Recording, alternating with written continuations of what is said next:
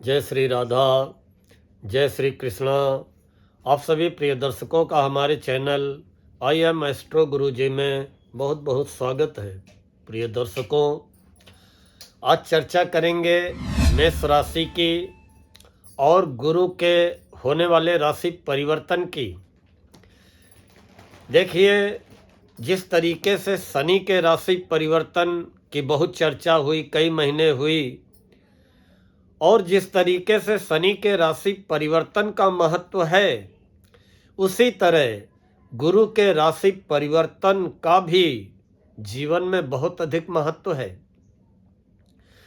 शनि कहीं न कहीं 5 राशियों को हमेशा प्रभावित करते रहते हैं, लेकिन गुरु कभी किसी राशि का अहित या बुरा नहीं चाहते हैं। गुरु तो गुरु हैं, आपसे नाराज हो सकते हैं, आपके कान ऐंठ सकते हैं, आपको थप्पड़ मार सकते हैं, लेकिन गुरु आपकी जान नहीं ले सकते हैं। देवगुरु बृहस्पति के राशि परिवर्तन का बहुत अधिक महत्व है, क्योंकि शनि राहु केतु और गुरु यही ऐसे ग्रह हैं कि जो कि एक राशि पे काफी समय तक रहते हैं। शनि 2.5 वर्ष तक एक राशि में रहते हैं, राहु केतु 1.5 वर्ष तक एक राशि में रहते हैं, 1.5 वर्ष तक रहते हैं, और गुरु 1 वर्ष तक एक राशि में रहते हैं। अभी गुरु वृष राशि में चल रहे हैं, लेकिन देवगुरु बृहस्पति 14 मई को रात में 10:33 पे वृष राशि से निकलकर मिथुन राशि में प्रवेश करेंगे। और जब देवगुरु बृहस्पति का प्रवेश 14 मई की रात में मिथुन राशि में होगा, तो मेष राशि वालों, आपके राशि के लिए गुरु का गोचर कैसे परिणाम देगा। आइए पहले कुछ गुरु के बारे में जान लेते हैं। गुरु स्वाभाविक है कि देवताओं के गुरु हैं, और जैसे ग्रहों के राजा सूर्य होते हैं, वैसे ही ग्रहों के मंत्री देवगुरु बृहस्पति होते हैं। और देवगुरु बृहस्पति सौर मंडल के सबसे बड़े ग्रह हैं, और इसीलिए कहा जाता है कि सारे ग्रह एक ओर और अकेला गुरु एक ओर। अगर गुरु आपके फेवर में है तो फिर सारे ग्रह आपका कुछ नहीं बिगाड़ सकते हैं, चाहे वो जितने अपोजिट अवस्था में हो। सारे ग्रह एक तरफ और देवगुरु बृहस्पति अकेले एक तरफ क्षमता रखते हैं आपको अनुकूलता प्रदान करने की, बशर्ते कि आपकी लग्न कुंडली में गुरु अपनी नीच राशि में ना हो। गुरु कर्क राशि गुरु की उच्च राशि होती है, मकर राशि देवगुरु बृहस्पति की नीच राशि होती है, और धनु और मीन राशियां ये देवगुरु बृहस्पति की स्वयं की अपनी राशियां होती हैं। देवगुरु बृहस्पति कारक किस चीज के होते हैं? देखिए, धन, लक्ष्मी, ऐश्वर्य, संपदा, न्याय, संतान, पुत्र, धर्म, कर्म, दान, आध्यात्मिक एवं पारलौकिक सुख प्रदान करने वाले देवगुरु बृहस्पति ही होते हैं, जो कि इस जन्म में भी साथ देते हैं, और मरणोपरांत उस जन्म के लिए भी गुरु सहायक बनते हैं। पारलौकिक सुख देने वाले देवगुरु बृहस्पति ही तो होते हैं। देवगुरु बृहस्पति विद्वत्ता के लिए जाने जाते हैं, ज्ञान के लिए जाने जाते हैं, तेज के लिए जाने जाते हैं, प्रतिभा के लिए जाने जाते हैं। देवगुरु बृहस्पति ही तो समाज में मान सम्मान दिलाते हैं, पद प्रतिष्ठा दिलाते हैं, और व्यक्तित्व पर्सनैलिटी में निखार लाने का काम करते हैं। महिला जातकों के लिए देवगुरु बृहस्पति बहुत सहायक, बहुत योग कारक होते हैं। महिला कोई जातक है, उसके सौभाग्य के कारक देवगुरु बृहस्पति होते हैं। दाम्पत्य सुख प्रदान करने वाले देवगुरु बृहस्पति होते हैं। पुत्र का सुख, पति का सुख प्रदान करने वाले देवगुरु बृहस्पति होते हैं। महिला जातकों के लिए देवगुरु बृहस्पति का बहुत बड़ा महत्व है। कहते हैं कि किसी महिला जातक की कुंडली में अगर लग्न में देवगुरु बृहस्पति अपनी उच्च राशि कर्क में विराजमान हो तो फिर सारे ग्रह अगर प्रतिकूल होंगे तब भी अकेले गुरु लाख दोषों को शांत करने की क्षमता रखते हैं। देखिए, देवगुरु बृहस्पति अगर उच्च के हो, लग्न में हो, तो उस व्यक्ति की आवाज ऊंची होगी और आवाज में भारीपन होगा। और देवगुरु बृहस्पति ही प्रजनन शक्ति देने वाले होते हैं। इनका पीला रंग होता है, चमकीला रंग होता है। धन, यश, पुत्र, पोता, दादा, बाबा, ये सारे सुख देवगुरु बृहस्पति ही तो दिलाते हैं। मंत्री बनाने वाले, सलाहकार बनाने वाले, बैंक के क्षेत्र में, अध्यापन के क्षेत्र में या बीमा कंपनियों में या कहीं कोष खजाने का काम है, धन दौलत का काम है, वहाँ पे नौकरी दिलाने वाले देवगुरु बृहस्पति ही तो होते हैं। देवगुरु बृहस्पति का वर्ण ब्राह्मण होता है, इसीलिए अगर किसी की कुंडली में देवगुरु बृहस्पति नीच के होते हैं तो कहा जाता है कि देवगुरु बृहस्पति का दान सिर्फ ब्राह्मण को ही देना, क्योंकि गुरु का वर्ण ब्राह्मण होता है और दिशा उत्तर पूर्व होती है, अर्थात ईशान कोण।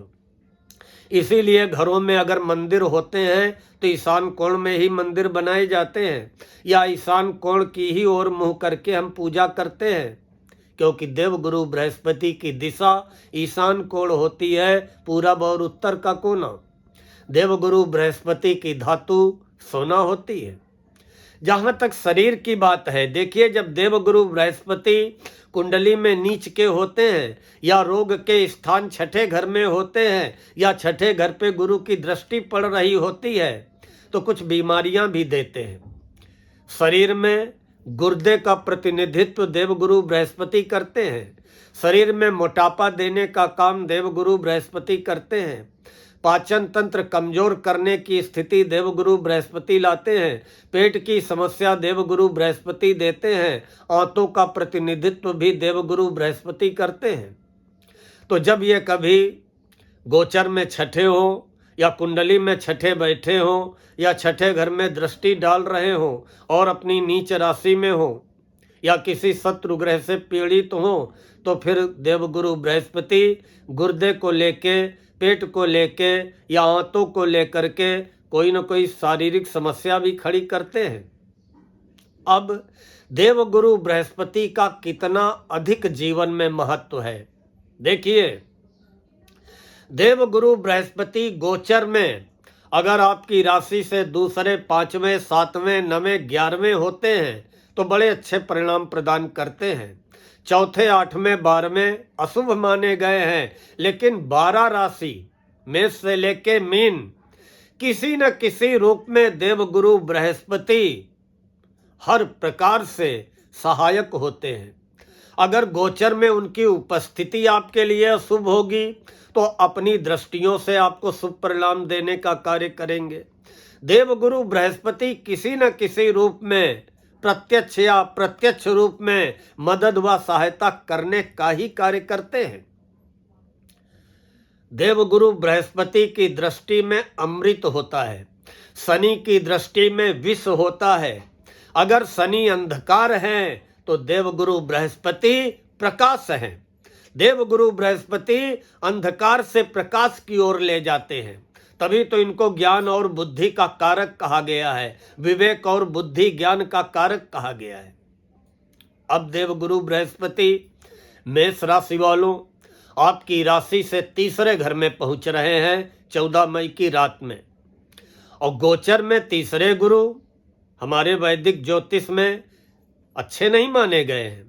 लेकिन जैसा कि आपने आज के वीडियो के कवर पेज में शीर्षक देखा होगा कि गुरु का राशि परिवर्तन और गुरु की 7वीं अमृत दृष्टि आपका भाग्य के सारे रास्ते खोलेगी, आपको अपने भाग्य का भरपूर साथ मिलेगा।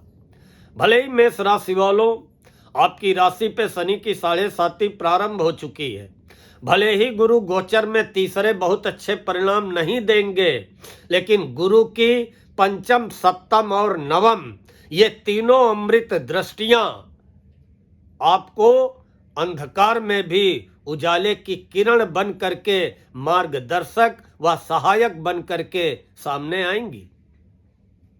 तीसरे गुरु शारीरिक कष्ट देते हैं, स्वजनों से मतभेद विवाद कराते हैं, नौकरी व्यापार व्यवसाय में रुकावटें लाते हैं, नौकरी में कोई न कोई समस्या खड़ी करते हैं, मित्रों का सहयोग समय पे नहीं मिल पाता है, यात्रा में हानि करवाते हैं।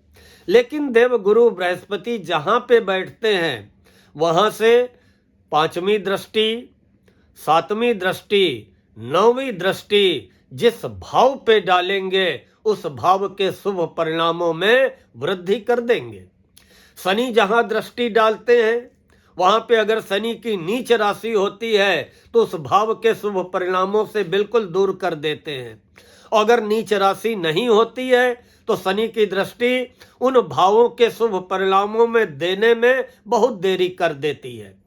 लेकिन गुरु की अमृत दृष्टि जहाँ पे पड़ेगी शुभता प्रदान करेगी, उस भाव के शुभ परिणामों में वृद्धि करेगी, उस भाव के पावर को बढ़ाने का कार्य करेगी।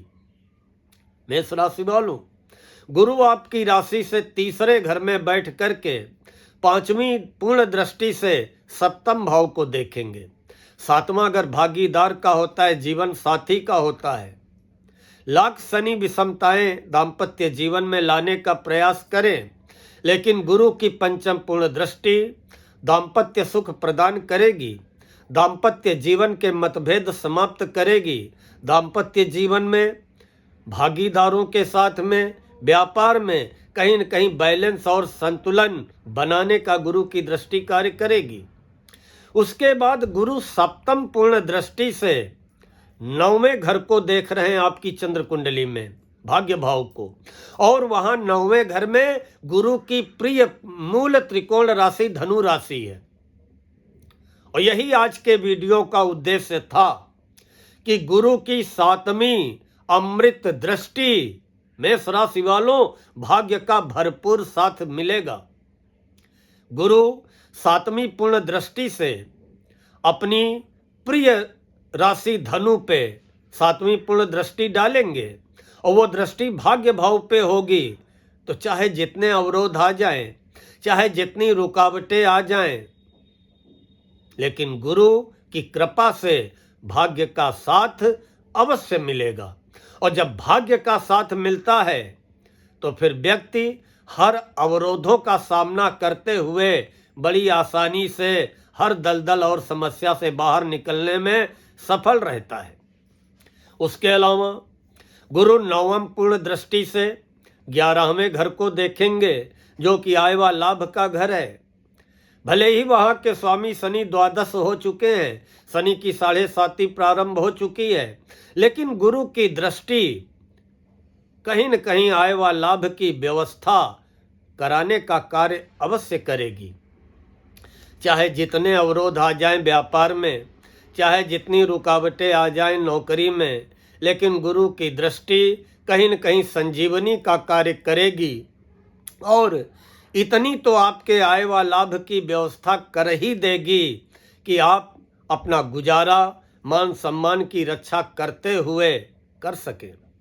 तभी हमने कहा कि गुरु कभी किसी का अहित नहीं करते हैं।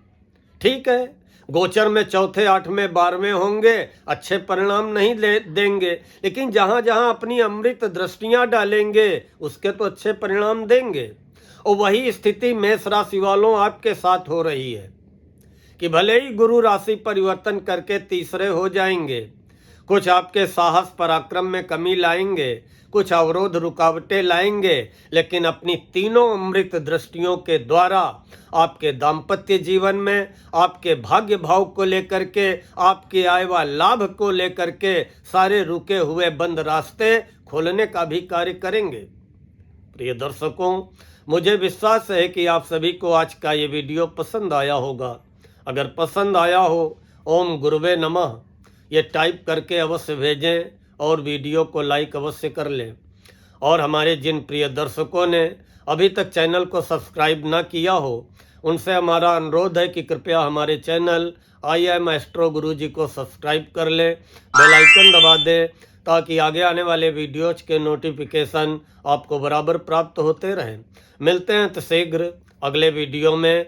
तब तक के लिए माता रानी आपकी समस्त मनोकामनाएं पूर्ण करें। जय श्री राधा, जय श्री कृष्णा।